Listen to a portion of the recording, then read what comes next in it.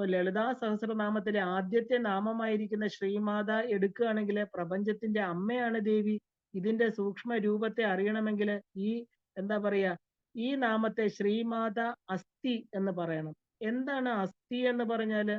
അസ്ഥി എന്ന് പറഞ്ഞാൽ എക്സിസ്റ്റിംഗ് ഓർ ബീയിങ്, അതായത് ഇപ്പൊ നിലവിലുള്ളത് ശ്രീമാത അസ്ഥി. കാരണം ഇനി ലളിതാംബിക എന്ന നാമം അർത്ഥം നോക്കിയാൽ എക്സിസ്റ്റിംഗ് ആസ് യൂണിവേഴ്സൽ മദർ അല്ലെ, നമ്മുടെ എല്ലാം അമ്മയായിട്ട് സ്ഥിതി ചെയ്യുന്നവൾ. ഇപ്പൊ എല്ലാ നാമത്തിലും ഇതുപോലെ സൂക്ഷ്മാർത്ഥങ്ങളുണ്ട്. ഇതിൽ ഒരു നാമം പോലും റിപ്പീറ്റ് ചെയ്യുന്നില്ല. അപ്പോ ആ ഒരു അതായത് പുനരുക്തി ദോഷം എന്നത് ഈ സഹസ്രനാമത്തിനില്ല എന്നർത്ഥം. അപ്പോ നമ്മൾ ജപിക്കുമ്പോൾ ആ ഒരു ശ്രീമാത അസ്ഥി എന്ന് പറയുകയാണെങ്കിൽ തീർച്ചയായിട്ടും അമ്മ നമ്മുടെ ഉള്ളില്, നമ്മുടെ ചിന്താമണി ഗൃഹത്തില്, നമ്മുടെ ചിന്തകൾക്കപ്പുറമായിട്ട് ദേവി നമ്മുടെ ഉള്ളിൽ സ്ഥിതി ചെയ്യുമെന്ന് പറയണു. ഇല്ലേ, നമുക്കതങ്ങനെ വിശ്വസിക്കാം. കാരണം ശ്രീമാത അസ്ഥി ഇപ്പോ ഇവിടെ എന്റെ പ്രാണനായിട്ട്, എന്റെ ജീവനായിട്ട് ഈ അമ്മ എന്റെ കൂടെ ഉണ്ട്. അപ്പോൾ നമ്മുടെ കൂടെ ആ നിത്യ സഹചാരിണിയായിട്ട്, നമ്മുടെ കർമ്മങ്ങൾക്ക് സാക്ഷിയായിട്ട് സാക്ഷാൽ ലളിതാ ത്രിപുര സുന്ദരി നമ്മുടെ കൂടെ ഉണ്ട്. അതെന്താ? നമ്മുടെ ആത്മാഭിന്നയായിട്ട്, നമ്മുടെ ആത്മാവായിട്ട് നമ്മുടെ ഉള്ളിൽ തന്നെ അമ്മ സ്ഥിതി ചെയ്യുന്നു. അപ്പൊ നമുക്ക് ഇത് ജപിക്കുമ്പോൾ ശ്രീമാത അസ്ഥി എന്ന് പറയുകയാണെങ്കിൽ പൂർണ്ണമായിട്ടിരിക്കുന്ന അമ്മയുടെ ആ ഒരു സാമീപ്യത്തെ നമുക്ക് അനുഭവിക്കാൻ സാധിക്കും.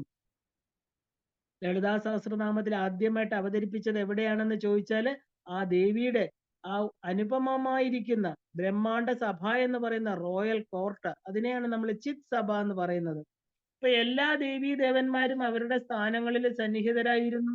സപ്ത ഋഷികള്, മറ്റ് ഋഷികള്, ഋഷിമാര്, 18 സിദ്ധന്മാര്, മറ്റ് മഹത്തുക്കൾ എല്ലാവരും അല്ലെ പ്രോട്ടോകോൾ അനുസരിച്ചാണ് അവിടെ സന്നിഹിതരായിരിക്കുന്നത്. ആ ഒരു സഭയുടെ ഉയർന്ന തലത്തില് ഒരു സ്വർണ സിംഹാസനം കാണാം നമുക്ക്. ധാരാളം അമൂല്യ രത്നങ്ങൾ പതിച്ചിരിക്കുന്നു. എല്ലാവരും നിശബ്ദരായിട്ട് ആ മനസ്സിൽ എന്തോ ഒരു ആകാംക്ഷയോടുകൂടി തങ്ങളുടെ എല്ലാമായിരിക്കുന്ന ആ ജഗദംബികയെ കാണാൻ, ഒരു നോക്ക് കാണാൻ എന്നൊക്കെ പറയും. കാരണം അമ്മയെ കാണാൻ എല്ലാവർക്കും എളുപ്പമല്ല ഇല്ലേ. ബ്രഹ്മാദി വിഷ്ണുക്കൾക്ക് പോലും വല്ലപ്പോഴും മാത്രമേ അമ്മയുടെ ദർശനം ലഭിക്കാറുള്ളൂ. അപ്പൊ ദേവിയെ കാണാനായിട്ട് ഞങ്ങൾക്ക് കിട്ടിയ അമൂല്യമായിരിക്കുന്ന അവസരത്തെ അനുഗ്രഹമാക്കി ത്രിമൂർത്തികൾ പോലും സുലഭമല്ലാത്ത ആ ദർശനത്തെ മനോമുകുരത്തിൽ കണ്ട് ഏതോ ഒരു സ്വപ്ന ലോകത്തിലെ പോലെ ഒരു പ്രത്യേക അനുഭൂതിയില്, അതായത് ട്രാങ്കുലിറ്റി എന്നൊക്കെ നമുക്ക് പറയാം, അങ്ങനെ ഇരിക്കുകയാണ്.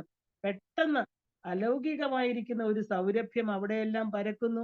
ആ ഒരു റോയൽ കോർട്ടില് ആരോ പ്രവേശിക്കുന്നതിന്റെ മുന്നോടിയായിട്ട് ആ ഒരു സുഗന്ധം അവിടെ എല്ലാം പരന്നു.